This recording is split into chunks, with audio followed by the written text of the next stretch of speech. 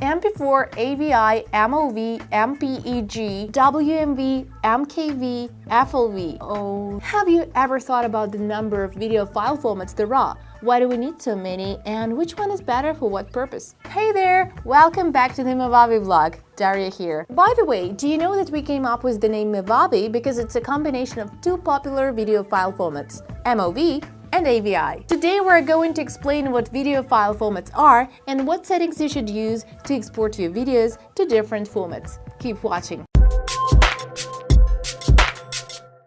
Let's start by figuring out what a video file format is. A video file format is the structure that stores a video recording in your device's memory. A video format is defined by two things: a file container, where data is stored, and a codec, which is used to code and decode video and audio. Not clear yet? Okay, let me explain it a bit more. The container is the file that you can see on your computer or smartphone. It contains an audio track, a video track, a description, subtitles, and many other things. The codec compresses the contents of the container so that it's more easily stored in the device memory and more compact. Filming and watching videos may seem easy for humans, but it's hard work for codecs. During the process of shooting, the original sound and image must be encoded into one file. Then when you open the file and start watching, the codecs are decoding the image and sound to make them viewable. The process of coding and decoding is essential for efficiently using the free space on your devices.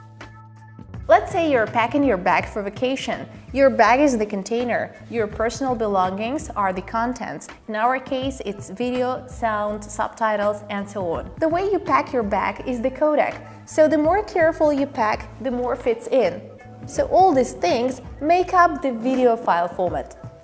Formats differ in container capacity and codecs. For example, the popular AVI container can hold a few audio tracks and subtitles. The MKV container can hold even more, all the audio and video tracks you want, plus subtitles and subtitle fonts. There are some more distinguishing features that derive from the container capacity and codecs: the file size, video resolution, the ability to play it online, and so on. But if you ask me which file format is the best one, I can't give you a straightforward answer, because everything depends on the device you want to use to watch the video. These days, H.264 is the most common and widely used codec. It's pretty good at file compression, and at the same time it ensures the minimum video quality loss. MP4 and MKV are quite popular containers, as is the QuickTime container. Those files have the MOV file name extension. Many SLR and mirrorless cameras, as well as Apple smartphones, film videos in the MOV file format, but Android phones don't support it well enough. However, Video Expert isn't just about choosing an appropriate codec.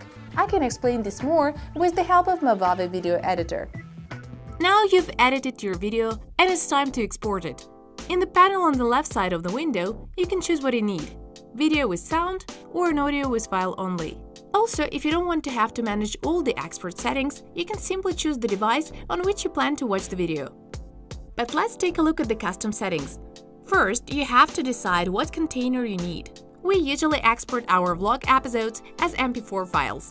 Then, open the advanced settings. Choose the codec in the upper part of the screen. We normally use H.264.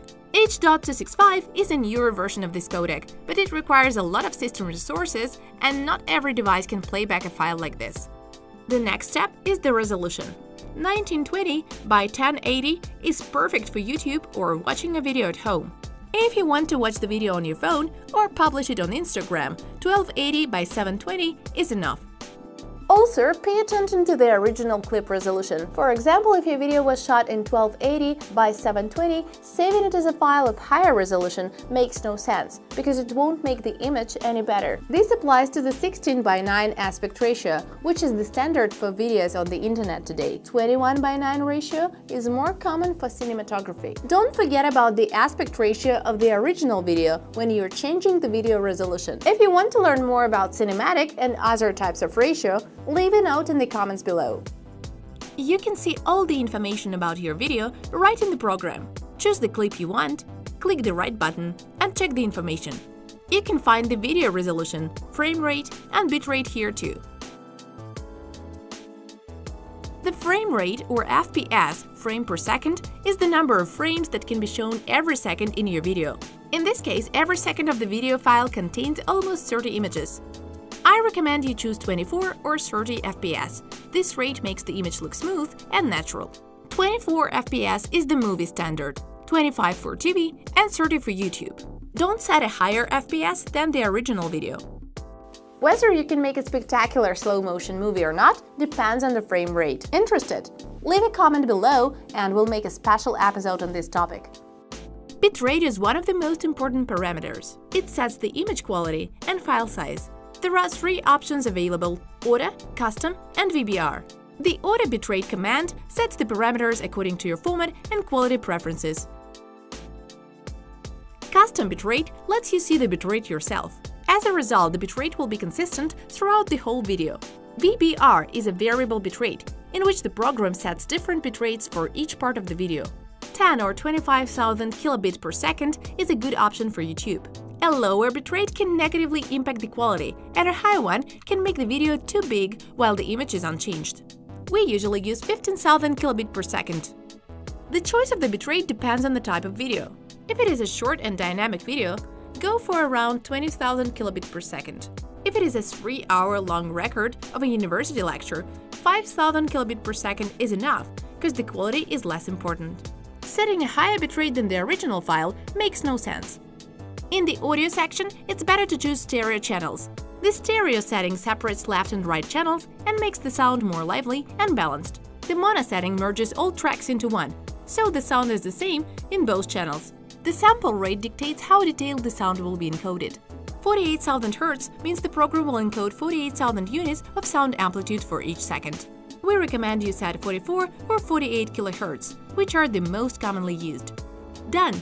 Now you can export your video. Don't try to remember everything right away. I'll leave links to detailed articles on this topic in the description. If you still have questions, leave them in the comments below, and we'll answer them as soon as we can. If the example video has grabbed your attention, click here to watch it. It's our episode on shooting a first-person video. Make sure to wash your hands before eating, always listen to your mom's advice, and subscribe to our channel. And remember, the more likes we get for this episode, the cooler the next episode is going to be. See you next week!